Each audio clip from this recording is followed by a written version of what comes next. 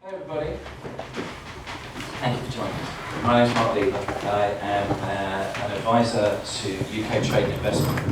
UK Trade and Investment, if you're not aware, is the government body which is here to help UK creative businesses export internationally and to help international businesses expand into the UK. So last financial year, UKTI helped 350 UK businesses do £620 million worth of deals in 55 countries. On the inward investment side, which is the side that I mainly work on, we worked with kind of 100, 120 international businesses who expanded into the UK. So that's what we're about. We're about creative industries trade and international trade. Today we're going to have a run through what's happening in the US at the moment. I've asked my panel, and not very kind of, I asked them in some phone conversations that we wanted to do kind of 10 points that you should know about what's happening in the US at the moment. I realised that wasn't very BuzzFeedy, and I should have asked them for 17 or a kind of slightly odd number. But what we want to do is just run through what's happening, in the US, and that will be film, that will be TV, that will be VOD, that will be digital, to give you some idea and some insight into things that are different in the marketplace now than they might have been 2 years ago, 3 years ago, 5 years ago. I am very keen that you get your questions answered. So we'll have some conversation from the front, but I'm going to come to you for questions all the way through and quite early so that you don't walk away and go, oh, that was interesting, but they didn't answer this thing that I really wanted to know. So be prepared with your questions when you have them. Now, in the printed booklet, there's a lack of information about a panel. That is because I'm really rubbish at deadlines that are too far away. So I missed the print deadline. So I'm just going to give you a very quick overview of who's sitting on the table in front of you. So from my right, I have Diane Holtzberg. Diane is President and CEO of East Village Entertainment and Vice President of Films Transit International. Film Transit International established in 1982, one of the longest running agencies for release and marketing of documentaries. She's been exec on a huge number of films, exec on 2 at the festival and 2 others that you're involved with, and a writer and advisory board member at Paley Centre for Media.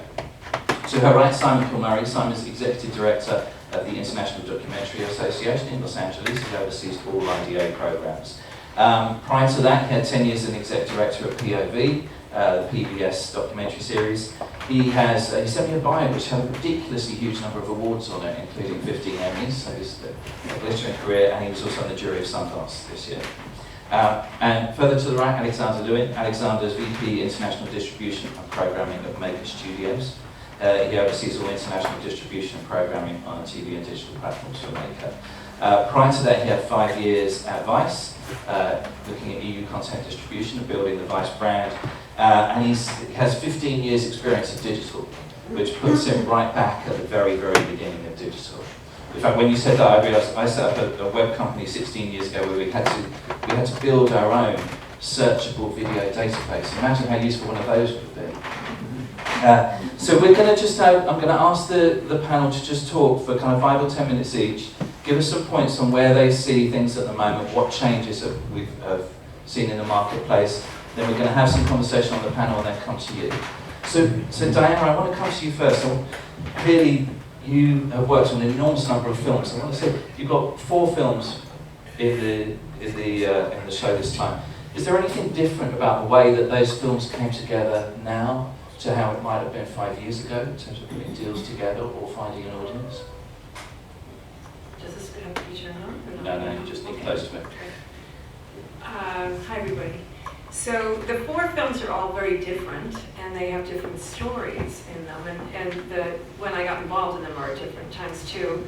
I just wanted to ask a quick question before I start, because I want to tailor what I talk about to what you're looking for. Is everybody here looking to have their film shown in film festivals in the United States? Raise your hands if you are. And or to be released theatrically in the United States? And just are curious about what's going on in the U.S. How many of you are curious but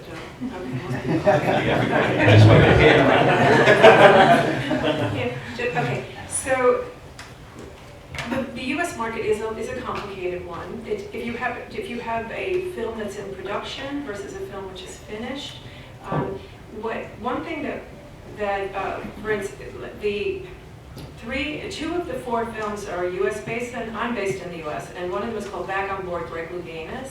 It is a film that is about an Olympic diver who is the greatest Olympic diver of all time. Many people say he's in his 50s now.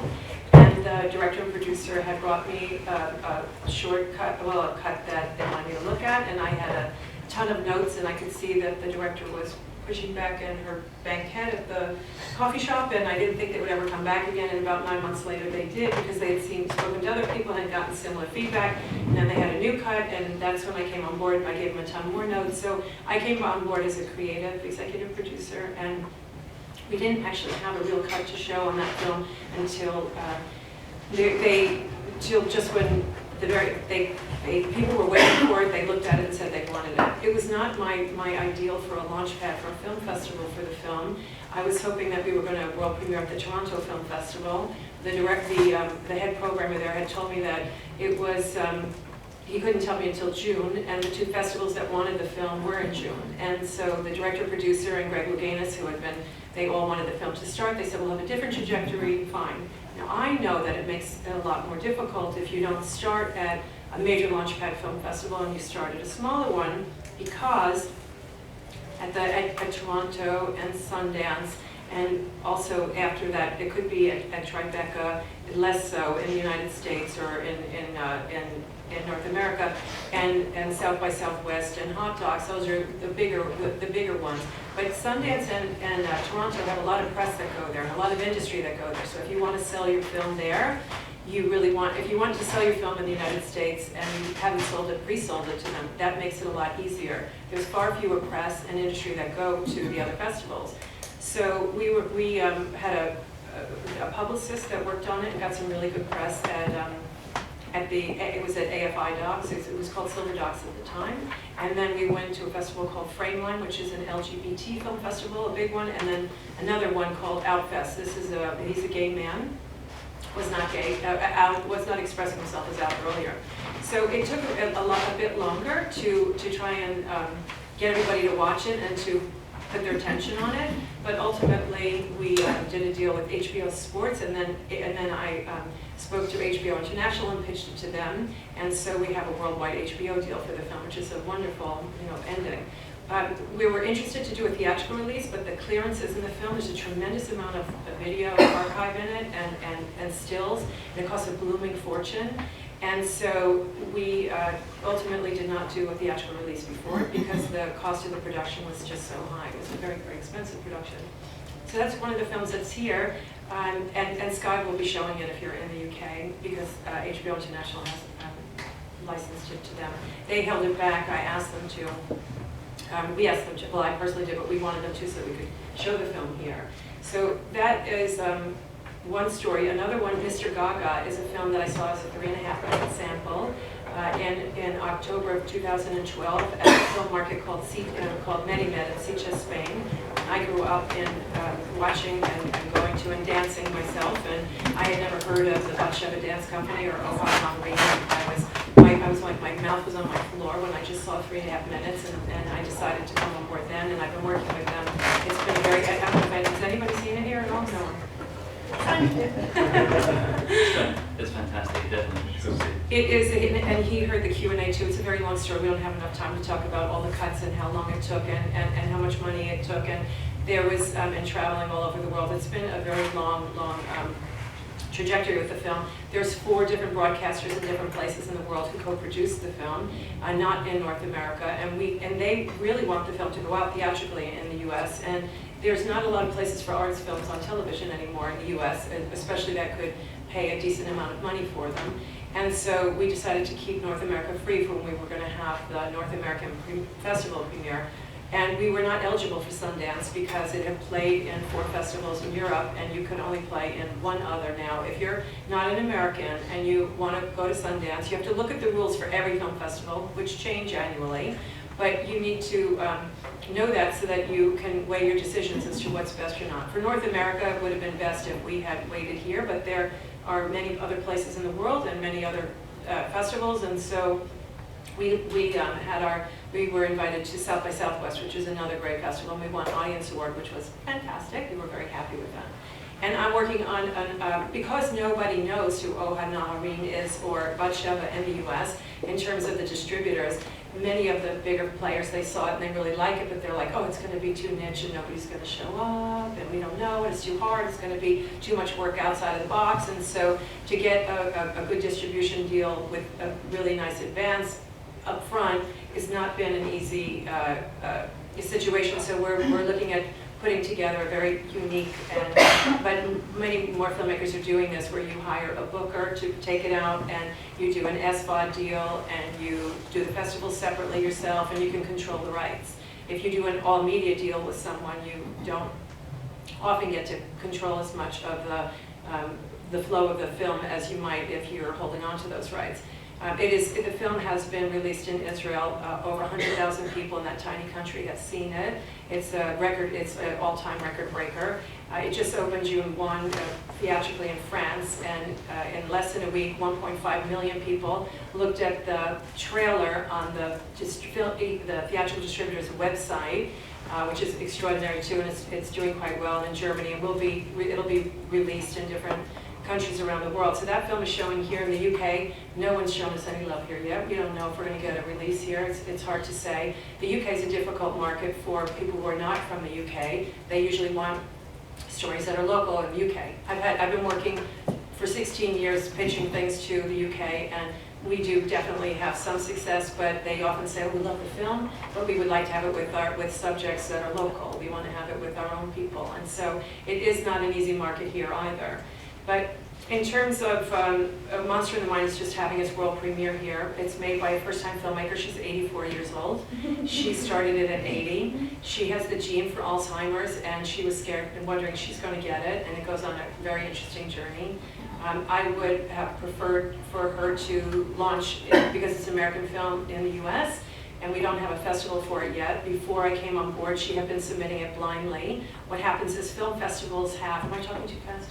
No, fine. I want to ask you a question, Sim, when you can pause. I'll just finish this last thing, and I won't talk about the last one. If film festivals, if you do not have somebody advocating for you who knows the top programmer, the problem with getting your film invited, I mean, it's hard because there's just so many films anyway, but if you don't know somebody that can tell the top programmers, then sometimes it doesn't make it up to the top, because they can't watch every film themselves. I mean, Claire Aguilar, the program director here, she can't watch every single film. She has trusted screeners. Every festival has screeners and other people who watch the films, and so so in her case, it didn't make it up to the top, to all the festivals up to when I came on board. And this film was invited here, and she wanted to come, and so we'll be working from there, and it'll be a trajectory. The very first people in the world who saw it were just the other day, and the next screening is tomorrow morning at 10:30. So that is one that we have all rights free. So we still have the opportunity to, that's who my company, but Films Transit is handling for international, and that we separated it. But if, say, Netflix or an HBO or somebody wants a worldwide, we'll figure that out. We'll know that rather quickly, and then the trajectory will begin there. So one of the underlying things of your description of all the three films is that they all come to market in a very different way. Very different. And you've had to package them in a very different way. We were talking just before, and you were saying the trend is there is no trend in some ways, that everything is just very disrupted and different. Yeah. Is that true now? Yeah. That whenever you approach a project, you have to look at the project and make a bespoke route to market? Yeah, and it's very important to do that because, well, there's just so many more films being made, and there's not that many more places for them, and there are also many different media. When I first started working here in the industry, there was you go to a theater, you're on television, and you're on a VHS disc, and that was a 3 media, and that was it. And now there's so many different opportunities, and they compete with each other, and they will be speaking about all of that. And if anything, maybe I'll add something later, possibly, but it's become there is no norm. There is no normal. No, there is no normal. No, and there's people that you've heard about day and date releases maybe, which means that it's released in all the same media at the same time. Some companies do that and experiment with that, and they have the wherewithal to do it. Others don't want to do that. Some filmmakers don't want to do that. They want their film to be able to screen in a theater for 3 months or 4 months around the country. Some people are happy with that, or they get a big advance, and they get a big burst, and the reason why day and date had become popular is because you can't get press usually more than once. And so if you're going to market and do the marketing in the press and people hear about it, they can see it in a variety of different ways. So that does happen somewhat, but a lot of theaters in the US refuse to allow that. That can only happen with certain theaters that will agree. Many of them say you can't go on digital platforms for several months, a minimum of 2, if not 3 months after they're finished with their release or they don't want the film. And they have the luxury of deciding that because they have so many films to choose from. But then there are exceptions to that rule, but it does make it a challenge. Yeah, it felt to me that while the film industry was making up their mind about day and date, the audience moved to somewhere entirely different. And so we didn't change to a particular type of new release format. Yeah. So on the line of there is no normal and the different platforms, Simon, maybe I can invite you to pick up some trends that you're seeing, or pick up these new platforms that are coming around VOD and in the broadcast space. Yeah, I mean, it is a disruptive marketplace. I mean, 10 years ago it was fairly straightforward. You go to PBS, you go to you do your theatrical. If you got one, then you go to PBS, or you go to HBO, or a couple other places, and then you go on to your home video platform. Now it's all over the place, both in terms of release strategies, but also in terms of funding strategies for films. You know, we have all kinds of other players. The biggest one, or the most visible, or the noisiest one at the moment is Netflix. Everyone's, looking to what Netflix is doing, being, coming out of PBS and now kind of into a wider world. I'm able to kind of look at it a little more closely than I was before. And they are incredibly disruptive, but then again, they're not doing that many projects. But everyone's hoping for that golden ring that they can get the Netflix deal of $1 million or $1.5 million. And it's going to be a worldwide, all rights, all media in perpetuity deal. And then they're also sinking a huge amount of money into marketing and promotion, trying to get the awards. The other thing, just that kind of sidebar with day and date, is that can also affect how you may or may not qualify for the Academy.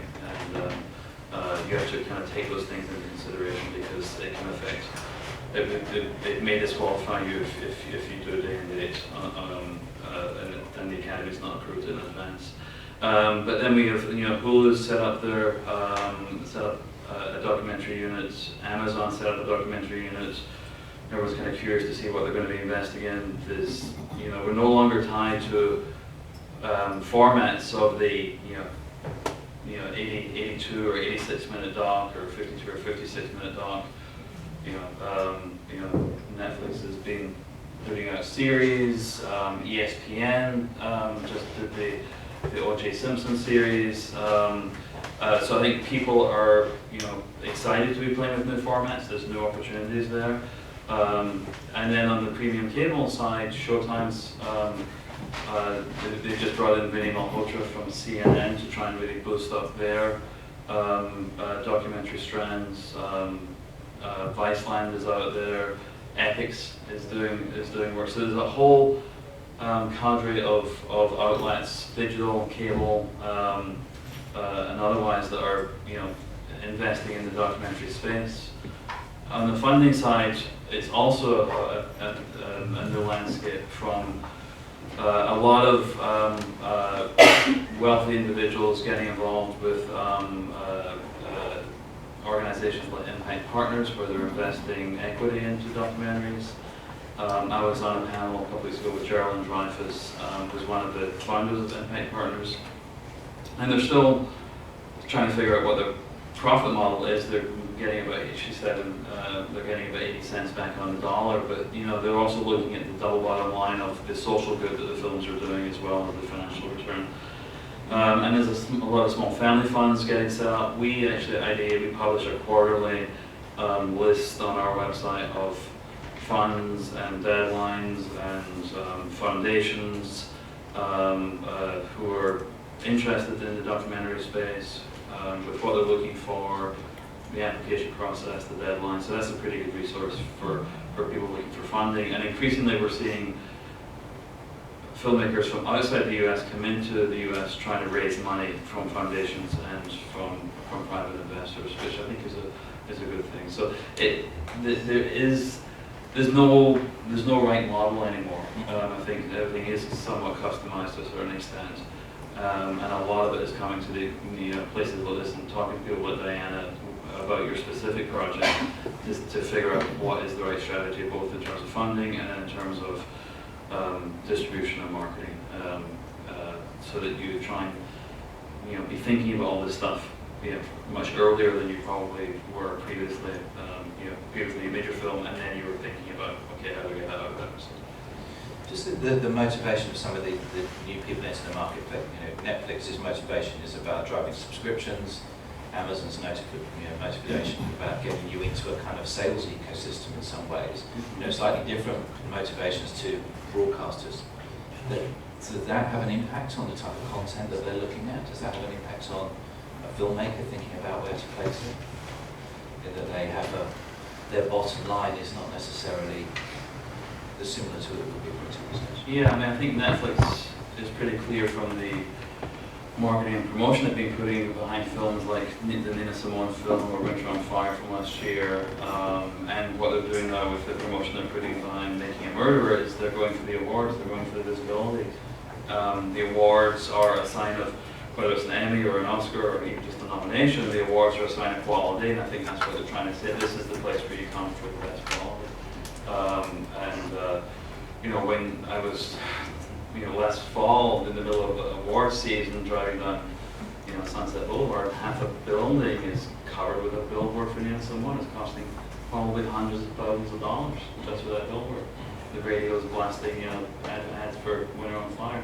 So they are, I think HBO's always been taken seriously in terms of the awards kind of circuit, and now Netflix wants to be in that same place. It wants to be the prestige brand in that space. And that affects the quality of the choices that they make with the programming. So like for Nina Simone, I was pitching to Netflix yesterday a film on a very, very famous person. I can't say because I'm not allowed to talk about it yet. And I said, would you be interested in this? And I would have thought they would say yes. I said, well, is it something that is a very deep character study, and is it a real portrait, and is it something surprising and different and told in a fresh way, similar to Amy or Nina Simone? Because if it's not that, then no. So they have a very high bar as to what they're looking for, and if you haven't seen, if you're interested in making a film about a well-known artist, not an unknown artist, then you have to watch those movies to understand what that means, to know whether you have that kind of a film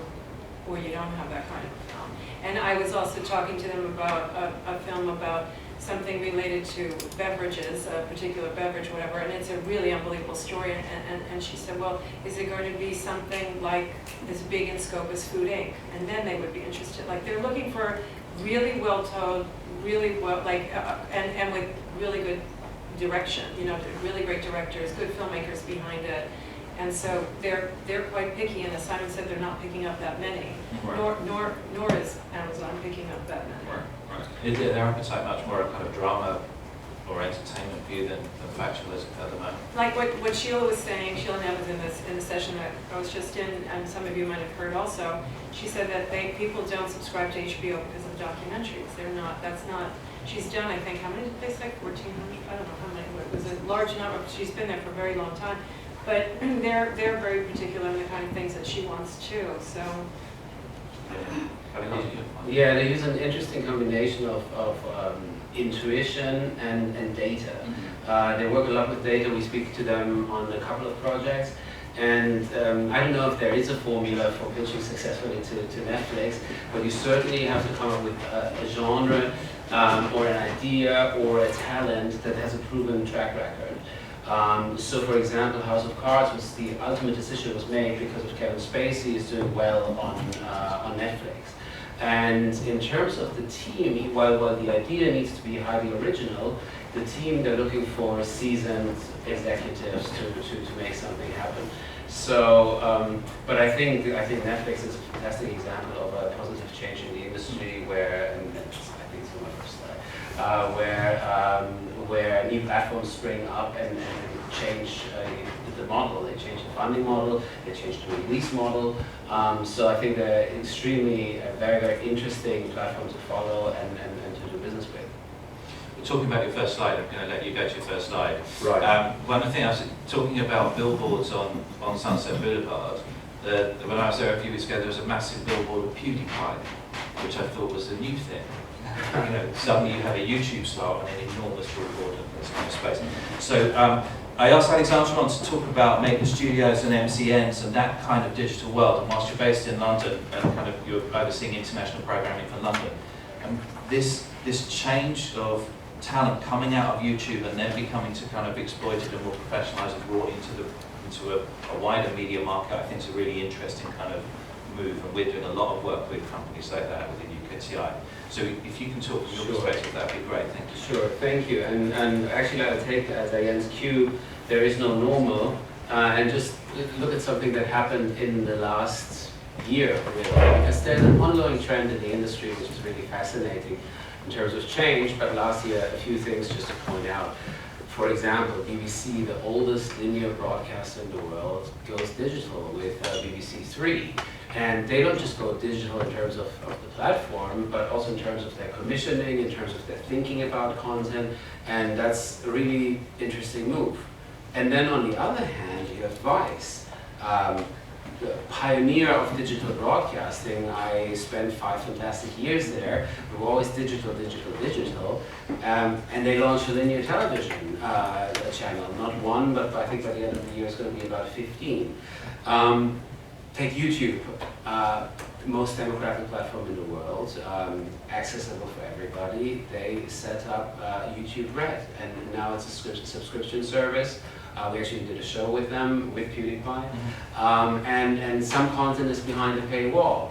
And because you mentioned PewDiePie, the last example, PewDiePie, for those of you who don't know him, is the biggest YouTube star in the world. He has 45 million subscribers on a gaming channel, and is arguably the biggest star in the world, certainly the biggest digital star. And last year he did the most analog thing possible. He wrote a book. It wasn't even an e-book, and it became a bestseller on the New York Times bestseller list. In case you haven't read it, which I suspect, it's called This Book Loves You. It's really good, you should check it out. So I'd like to share with you a few ideas and some thinking of maker studios in terms of the industry and in terms of how do we produce. I brought a few slides. The first one is pretty much, as been mentioned by my colleagues, only that here you see it.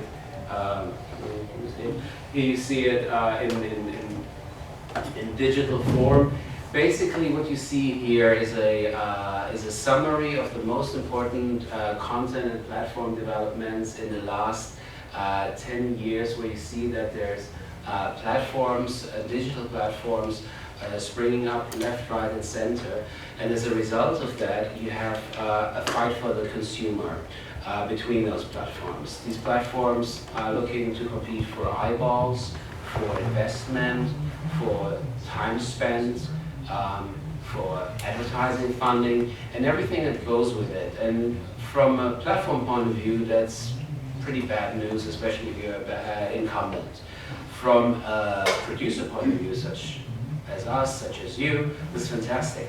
Because in the past, if you had 3, 4 destinations to go to, now you have 10, 15. And the gatekeeper of old is now one of many. So if you get stopped and if your project gets stopped by a commissioning editor, you just move on to the next one. And you can make the rounds, and if nothing works for some reason, then you can still self-publish. So there's plenty of opportunities in terms of creation, content creation, and distribution.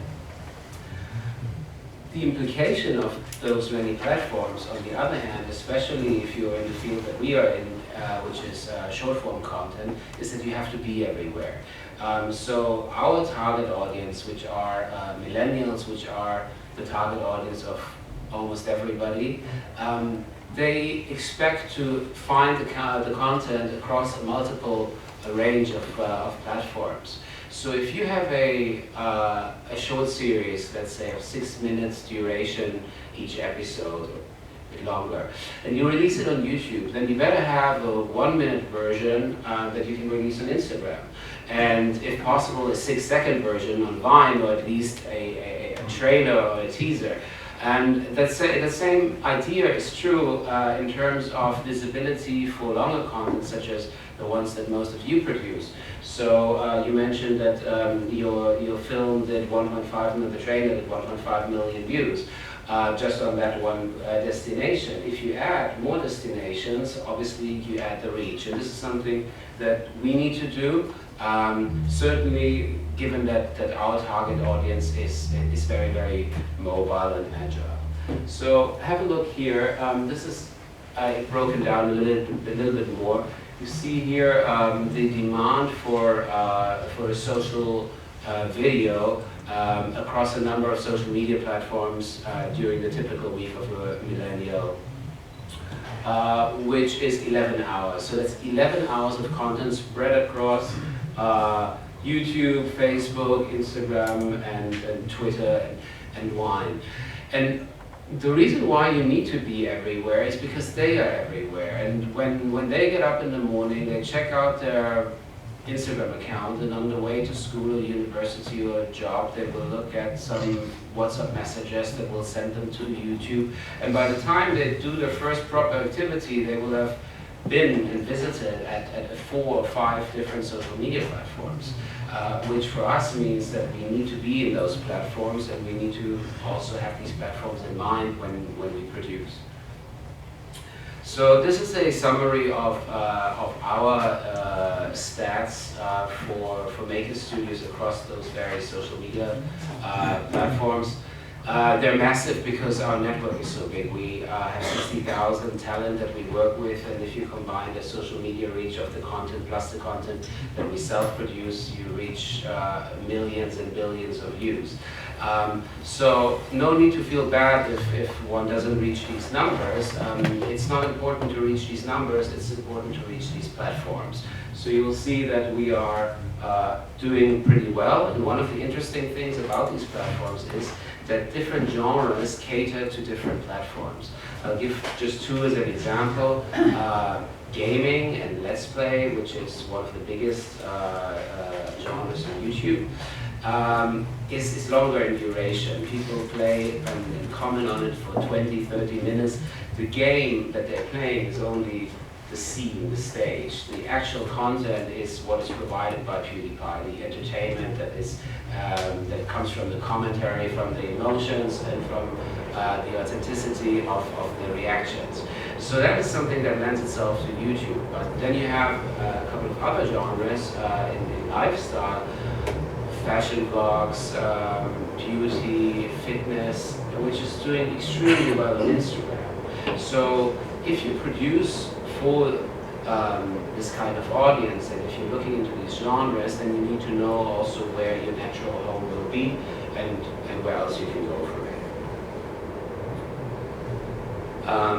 Mark already mentioned the poster of PewDiePie in the States. What you see here is a variety ranking of the most important influencers for a teenage audience from last year. And you see there that 8 out of the top 10 influencers are digital influencers, and most of them are part of our network. And this study actually caused quite a shift in the understanding of the industry, that people are beginning to understand that how important these people are to their target audience, that Leonardo DiCaprio and Johnny Depp, if people even know them, they're insignificant when compared to KSI, Bart Baker, or PewDiePie. And that when you produce for these people, you need to have the stars which they like. So very often we, almost exclusively, we team up with our talent to produce content. And lastly, for us, we need to be mindful that this new digital era is bringing with itself new genres that one didn't really have before.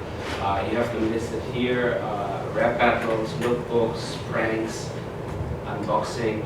Who would have thought 10 years ago that one day there will be millions and millions of viewers from all across the world watching a person unwrapping a Kinder Egg? And when you look at that and when you think about it, you can laugh about it because it's very, very funny and entertaining, but you can also say, hold on, there's something new happening in the content world. Maybe I produce a show about this, or maybe you guys produce a documentary about it. So you take that genre seriously, you accept it for what it is, and potentially turn it into something. So that's one way how we think about content and how we think about content creation, because obviously we try to create stuff that hasn't been there before.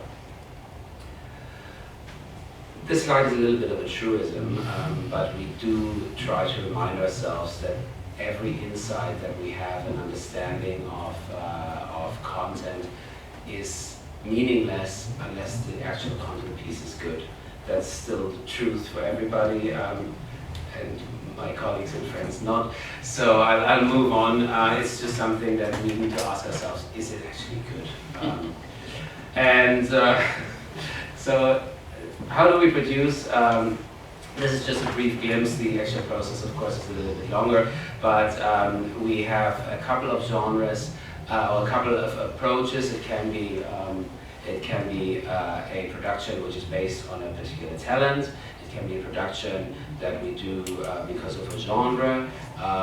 It can be a destination-based production where we say, let's do something for Snapchat or for Instagram, or and then how much time do we have to tell the story? If it's a Vine, you have 6 seconds, so you need to factor that in. But whatever it is, it's optimized for social media consumption, it's optimized for mobile consumption, because this is how our target audience views content to a very, very large degree. So what you see here is the slate that we have this year. Some of this is produced, others is in development. A couple of interesting things. I'll point them out next time. But perhaps the point to make is we're always looking for interesting ideas. We're always looking to hear pitches of original ideas that haven't been produced before. So if you have any, I'll be happy to hear them and to pass them on to my colleagues from Creative. Thank you very much. There's a couple of points I want to try and pick up with that and reflect back across the panel. One of the things that you were talking about is these changing formats and changing content being very optimized. And there was a very interesting panel downstairs just before lunch, where people were talking about the 3 seconds to get the idea across in a short film, because it's now on Facebook and The Guardian commissioning differently, Vimeo commissioning differently. Are you seeing the changing formats that are coming out of this type of world coming back out into film and into television and making people think differently? So you made a comment when we were emailing about a commissioner who was worried that he had too many very sincere ideas coming. Maybe it lacked some of the rawness, should we say, Yeah. I mean, this was specifically around films which are dealing with environmental and climate change issues. There was kind of an earnestness in a lot of the stuff he was seeing, and I think that can be, something which happens with I've seen that across documentaries for a long time, and it comes from a good place. But for me, the most interesting work is stuff which does kind of grab my attention and challenge me and make me think a little bit differently, not just convince me of something I already know. So I think whether it's regardless of format, you want stuff that kind of it's like sticking a pin in your skin and makes you jump up and pay attention a little bit. So yeah. And Alexander, you were also talking about this flow between digital and traditional. BBC moving to online. Maker's a great example of that, because the reported purchase figure from Disney was what, $500 million, and then the money which is going into things like full screen. Seeing people like Jeffrey Katzenberg now involved at Awesomeness TV. We're seeing a big flow of what would have been very traditional media organisations getting into this world, and therefore the kind of blurriness. Daniel, have you got any view on that? Is that changing your perception? It does, because what we are finding, and what I'm hearing often, is that people don't watch television the way they used to. So as an example, the CBC, which is the BBC of Canada, about 3 or so years ago, the commissioner told me that they're no longer licensing subtitled films because people are watching television differently. They're cooking, they're on texting, they're going to the bathroom, they're looking away, whatever, they're talking to someone, and they have to be able to, and then the ratings tank because people are not sitting like they would in a movie theater watching it. So then there's a new woman that's handling, that's overseeing it now, and she said she would pitched her some films, and she took some subtitle films, and she said they tanked again. So language issues is an issue, and accents even. If the accents are too thick and too strong, then others might not hear them. Language is something that I do think is an issue. And in terms of the length, and I mean, when I'm pitching, like with Netflix is another example, back to them, when you mentioned about the data, they base things on algorithms, and they know because of their subscribers and who they are, and they can tell, they don't release the ratings, but they know how many people are watching in genres or whatever. So they passed on another film that I'm working on, which is a fantastic film about a musician because they're not, you know, people aren't watching it that much, or a really classic band that had never been out on SVOD yet because people aren't really watching that yet. And they did pick up, I'm working with them on called Sugar Coated, which is an incredible film about how the sugar has gotten into the food supply and how that has happened into everywhere. I mean, I just went to Marks and Spencer to run and grab some lunch before, and like in every bread and every sandwich, every salad, there's sugar friggin' in everything. It's like crazy in here, but it's really bad for us, and I know. So, but anyway, it's a really interesting film on that, and also license them for North America. They do sometimes, if they're not doing it original, like Simon was saying, when they do all this promotion and all that, if they're just picking up for North America, they don't spend any money on promotion. And so the way that it works is you'll see it if you're a Netflix subscriber, and people will watch it, and I'll get calls from around the world. Requiem for the American Dream, I'm the executive producer of it. It's about Professor Noam Chomsky, worldwide Netflix deal on that, and people see it, but they didn't really promote that one that much. It depends on the films. They sometimes do and sometimes don't. There's no real science behind all of it, even with them in those cases. Yeah.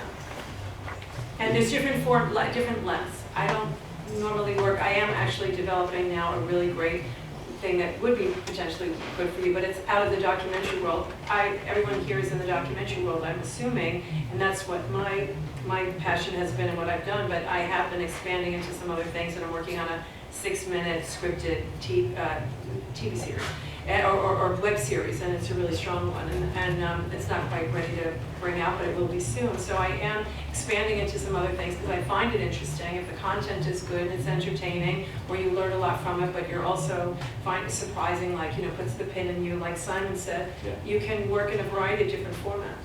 I'm curious about Cutie Pie. Are they going to do a second season of that Red? Has that been chosen, or is it only the one season? I can't comment on that. Oh, you can.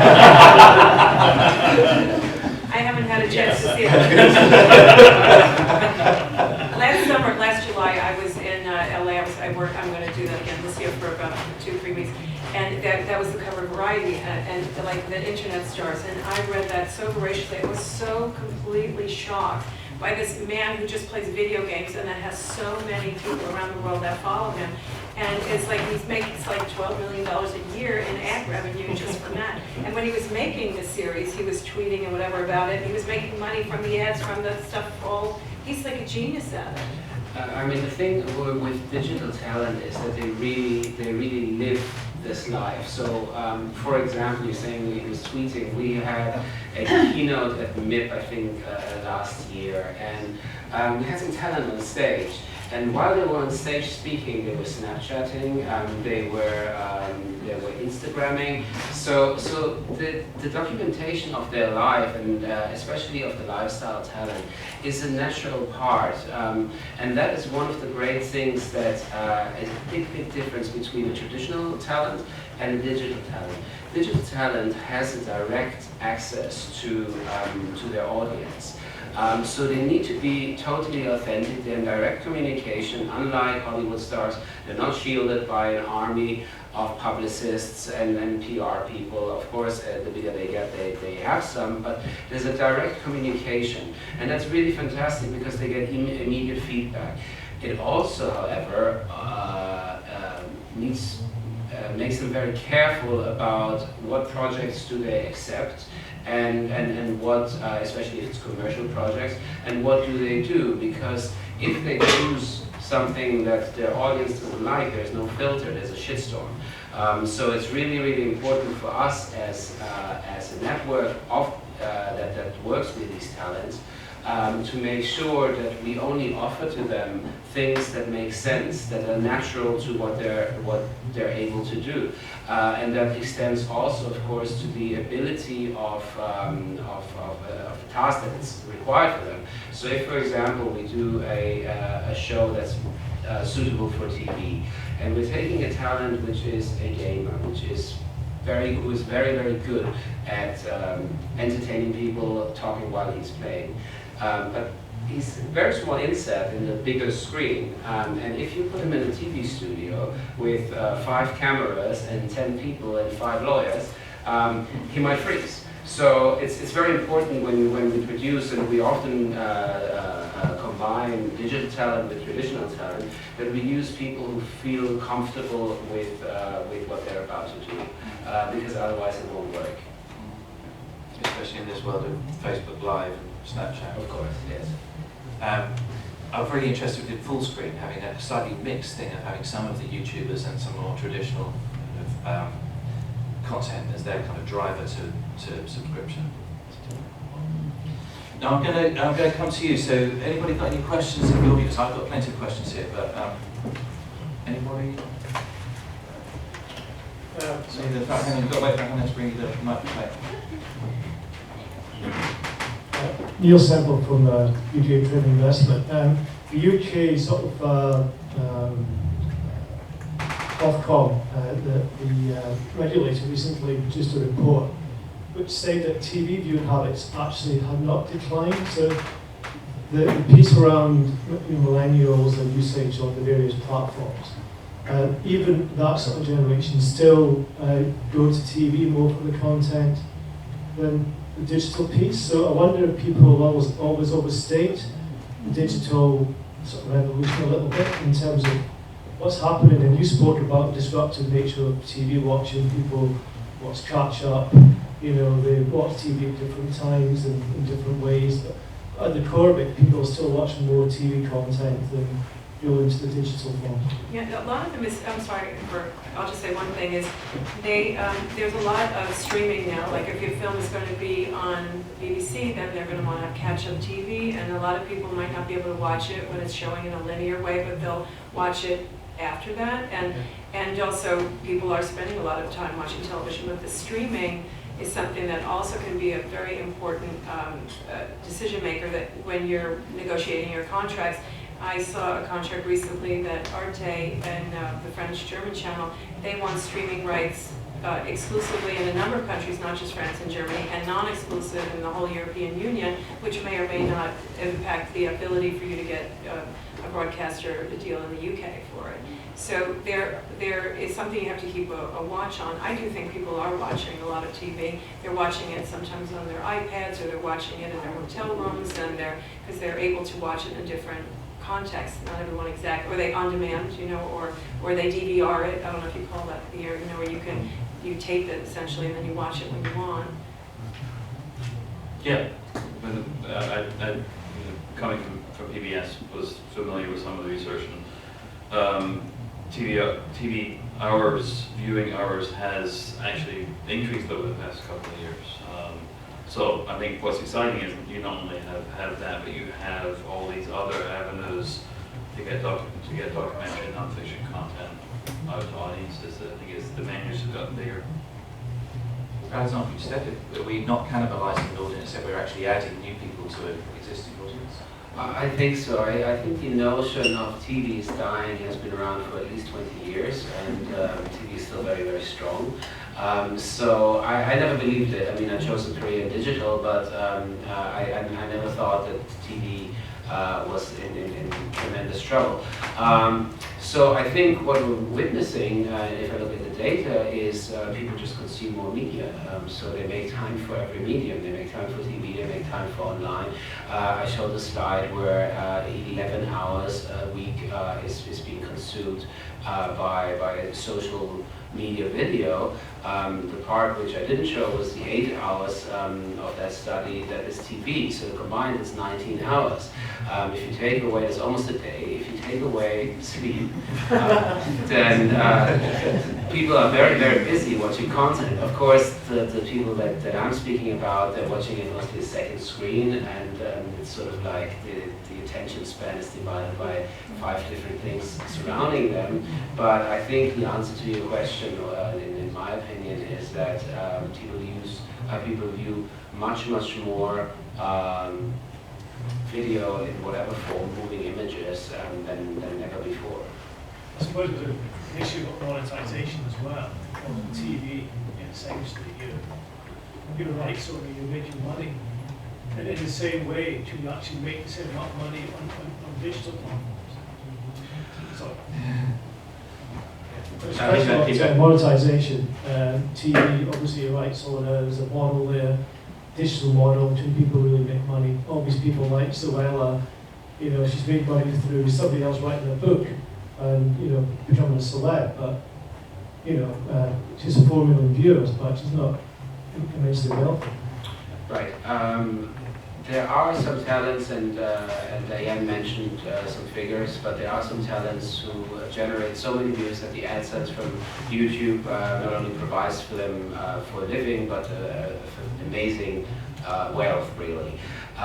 There's no denying, I think, that linear TV still has major budgets to play with that people want to have access to. As far as the digital model is concerned, it really depends on the platform. There are some platforms which are already quite advanced in terms of having figured out their monetization, especially if there's a subscription model behind it. But you can also go to VOD players, so cable VOD, satellite VOD, OTT players. They all have budgets, and if you have a meaningful amount of content or individual assets which are so attractive that they become what is a must-have, then you can certainly make a return on investment and more in digital. It is not that easy though. For me, in your area, it certainly is. But like as an example, there's a few channels, since we're talking about the U.S., that had opened that were targeting millennials. One is called Fusion TV, and another one is called Pivot TV. And both of them are somewhat struggling, and hopefully they'll both survive. Al Jazeera America came in, unfortunately, it started at the same time as Pivot did. I think Pivot, Fusion, and Al Jazeera all kind of started around the same time. Maybe 2 of the 3 of them did. But Al Jazeera America has failed, and the other 2 are still hanging on. They have digital holdbacks on at least Pivot does, and Al Jazeera America did. Like if you're going to be seen on Time Warner Cable or Comcast or one of these cable channels is how you receive it, they're putting restrictions on them as to when those programs can be available in any way digitally. So if you want to do a broadcast deal, you might not be able to, in some cases, have your film available digitally for 9 months or 14 months. It's really can be crazy.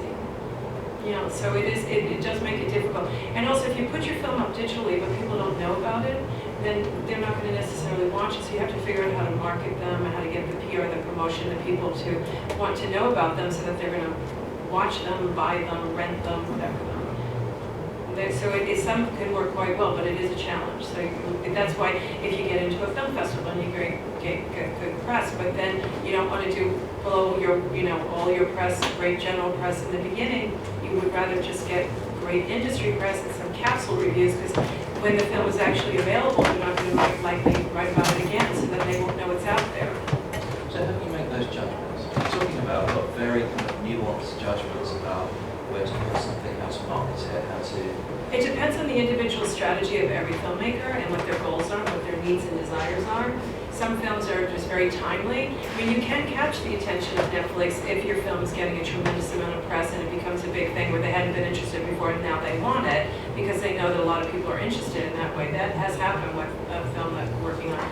But it is, I think you just have to have a lot of experience because that's why it's become so much more complicated and it is more nuanced. So working with somebody that understands all of that and you knowing what your goals, your needs are, your financial situation is. If you make a decision where you're going to say, okay, this film has tremendous educational appeal and I'm going to just give it to an educational, or I'm going to be doing a whole bunch of film festivals, then maybe HBO doesn't want it because HBO is going to want to have all the press themselves and be able to, they would begin, and then at certain points you'll be able to do those things later, where if you do those things, or Netflix or Amazon, whomever, they have rules and regulations or things that matter to them in terms of when you can begin each different media format.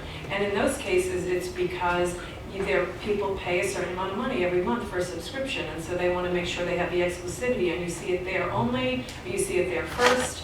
PBS can be much more lenient, where Simon worked for many, many years on some of that, but there are certain things that matter even to PBS, right? But much more liberal than others might. But that's a free broadcast, so it is a minefield in some ways. It's true. Next question. Next question from you.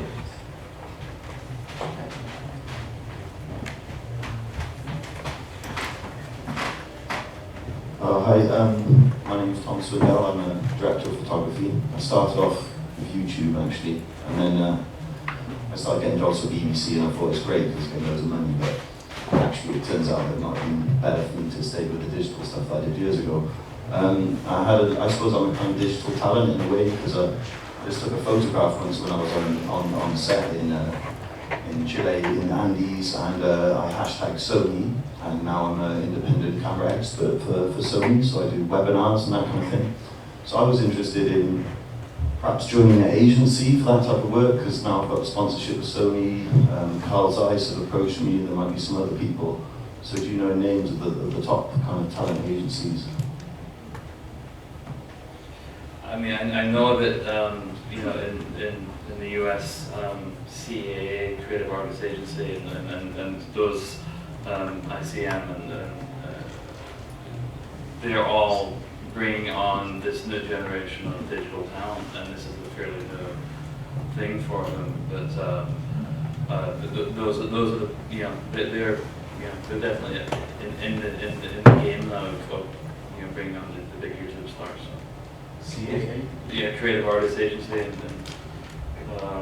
ICM was one of the other ones, and I'm trying to think of some of the others. Those are the the two big ones. Yeah. But does that follow your point, Anna? The complexity of it brings actually a whole new layer of industry, of the brokers and the intermediaries in between, and the people who are, I think the audience was one, wasn't it, which was related to the William Morris group, which is about, okay, so how do they take these stars and then try and kind of push them out to different ways, and that was an entirely different model. So maybe are there a new layer of intermediaries? I'm not sure. In terms of working with the big talent agents, the names that were just mentioned here, if you have a documentary, they take usually a smaller percentage than someone like the kind of work that a company like mine does would take, but they typically know through the documentary side of it, Plan A, which is what they do with all their Hollywood movies, and they don't really know about Plan B or C, nor do they have interest in Plan B or interest C. is not going to make a lot of money, so yeah, And it's not a great place for that. Right, and they don't want to stick with your film for very long. They want to do it, move on, I'll work my butt off for several years and work on it and work and understand what Plan B and C are and all the nuances in those. So in some cases, if you have a film that's going to be like an Amy, it might work very well for you. But if you don't have a film like that and you go with them, you might end up having a problem. So, but in your case, I think that it would be a good idea to approach them, what Simon said. And if they don't have that, then you ask them, do they know any companies that do? And I would do a little Googling around to see. And if there's any other people that do what you do that are doing it well, look them up and see who's representing them, and you can approach them too. Thank you. Another question? Hi, John Douglas, independent producer. Just Alexander, just interested in multi-channel networks and where you stand now. Are you actively looking for talent, or do you expect them to come to you, and how do you choose who to work with? We have a talent team, and they're divided into two parts. Part is making the network bigger, so we speak strategically with either up-and-coming talent or with existing talent that joins the network. And then, of course, we have a talent team that looks after the interests of the talent who are part of our network. But the important thing as you move along, and as Mark was speaking about the business model of the various MCNs, isn't necessarily size. You need to build a profitable business. And in order to do that, you need to have a couple of legs to stand on. In our case, that's distribution, branded entertainment, media. So sheer size is impressive and important, but it's not everything. So we're looking for new talent, but we're looking for new talent also strategically to fill areas where we wish to invest in. So we're looking according to genre and according to market, in addition to size. I was with a company called Studio 71 in LA who had just been brought by ProSieben, and they were very much, their pitch was we have a very small number of people within their kind of MCN, so they were going for very much a kind of a core group. How they chose them, I think, was just by their reach rather than necessarily other. It was how big's their following, and then they'll work with them. And the office was full of books and games and all the types of how they were trying to expand that. I had a question in the middle.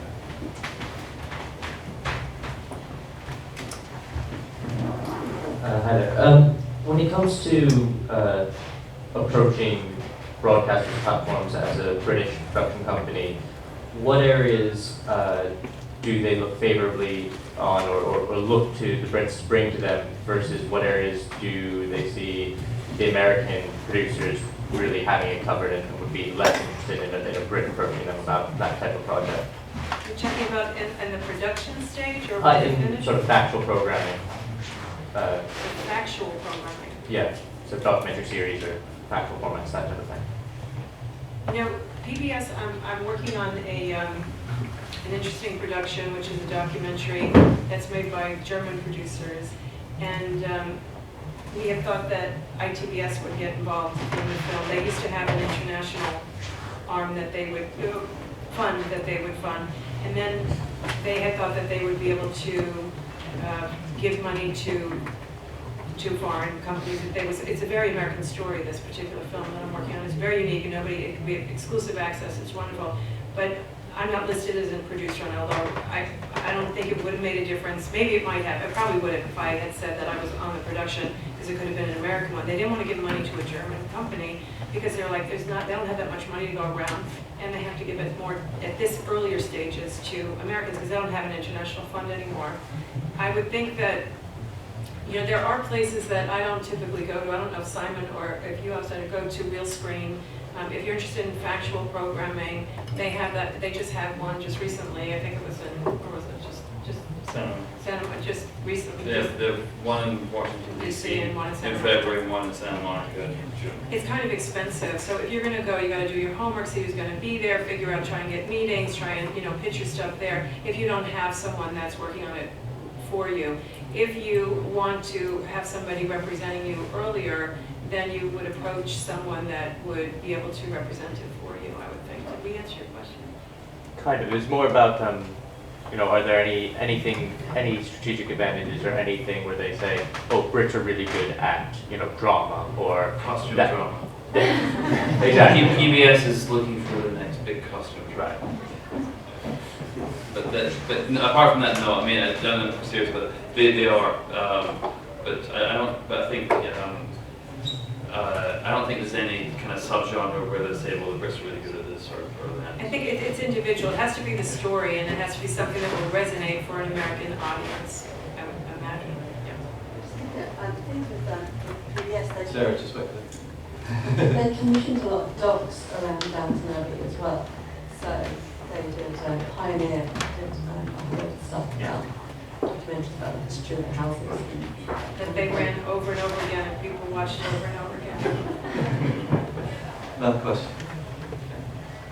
I just wanted to ask your opinion and help me with the dilemma I have about theft, because you know, my kids are only judged by content has to be free, and I, as a producer, spend a lot of my time policing people who are stealing our work, and then a lot of time wondering whether I should be or whether that's the buzz I need, because certainly with some projects, you know, they've been on the festival circuit, they've won awards and nominations, but broadcasters have found them illegally and said, can we buy it, kind of thing.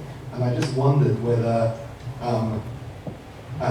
awareness and theft, I wonder whether, basically, should I be policing my content because of this strategy that's all about, you know, markets and holdbacks and territories and planning, or whether I should just be saying, it's content, people find it, I need to find ways to monetize it, or accept that it being out there will let people find what I make. Well, we've had many experiences where broadcasters call screaming the film is available for free in their territory. Yeah. And if it's on something like YouTube or iTunes or whatever it is, you can as the content owner, you can call them and they'll take them down. Yeah. But if it's a BitTorrent account, you can't do it. It's just you can't find them, right? It's very hard to get them to take them down. And they can get very upset by that. It depends on if you have money that you have to recoup and if you have licensed it to particular territories and then it's available in another way. But even the biggest studios can't control that. I mean, they do everything they can. I've seen 60 Minutes episodes on it. They get pirated like crazy, and it's a big problem worldwide in all media. And does it affect the value of what people who are prepared to pay will pay, or is it actually not a big deal? I think it depends. I have an alternative view on this, which is it really depends who you are, where your content is, and what the problem is. But instead of taking it down, you might also content claim it. We do that. We do that on behalf of partners, and some companies, especially in the preschool segment, make really good money, because if you think about it differently, if you think about, forget about the fact that somebody took your IP and put it without permission, put it up somewhere. You could also look at it, somebody who I don't have to pay took my IP, put it up somewhere, and if I enter into this content claiming agreement, then I get 100% of the monetization. So there are some companies out there that do that, and it works for them. And the second point that might work in one's favor, and that you mentioned is discoverability. They see it somewhere, and then they go to the original source. So I think it's a phenomenon which is particularly strong in the preschool sector. Some people do it, others don't. I don't think there is a right or wrong. It's just a matter of approach.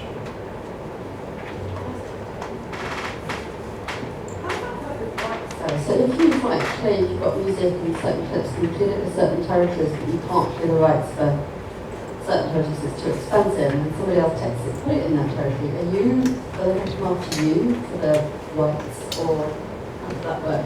Or if you then claim it, are you then simply liable for the rights? Or? That's content claiming for advanced people.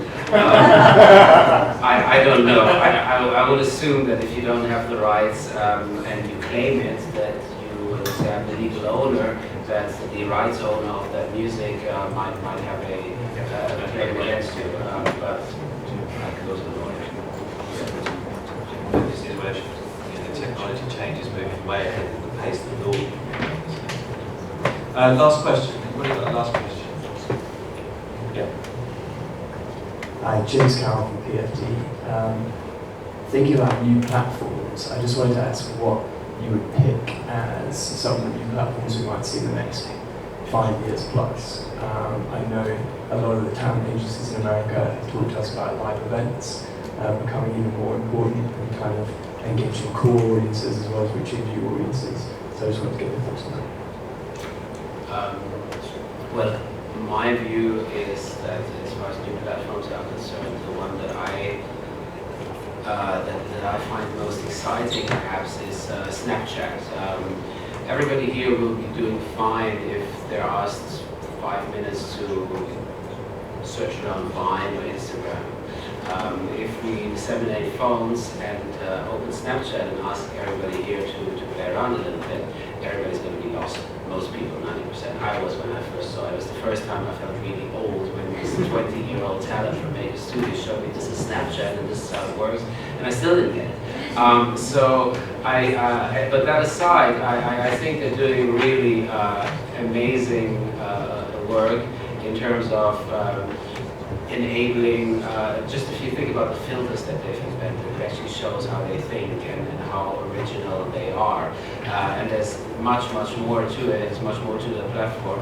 So I would assume that great things are yet to come. I think they're working on some original ideas. Live streaming, you're absolutely right, that's the future as well. Facebook has started it. Others will follow. So I think those two, Snapchat as a platform and live streaming as a genre, will probably invent content types that we didn't think about at this stage. There's a company called Tastemakers, that's Monica, and they were doing stuff for Snapchat on a set which is dressed vertically, so that you were shooting portrait rather than landscape, because they show you on a phone, you go, oh yeah, of course. It looks absolutely fantastic. Love the platform question. Actual to answer that question. But I think it's interesting that we're coming with Facebook Live and with Periscope, we're coming back to live TV. We're going back to the future. So I don't know what's going to come. I have no idea, and I've given up trying to predict the future. I'll second that motion. Okay, so just going to finish up. Just some words about UKTI. We've been talking about the US. So UKTI has teams in Los Angeles, San Francisco, New York, and a few people in Miami, Boston, Chicago, Atlanta. So if you're heading out to the US and you're looking for UK government representatives who might be able to help you, then we will happily help you. Certain markets that we're always at, Kids Green, Real Screen, South by Southwest, there will generally be someone around at Tribeca or at Brick Week in LA or at Digital Hollywood. So again, these are people who are based in the market who have contacts who may be able to help you when you're heading out there. We have some other UKTI representatives in the room who are all gathered together there. So if you don't know the organisation and you don't know how it might be able to help you into those different marketplaces, and there is a little bit of support into those markets, then come and grab these guys afterwards, because we also have some drinks outside. So on your way out, grab a drink. So before you leave, I'd just like you to thank the panel.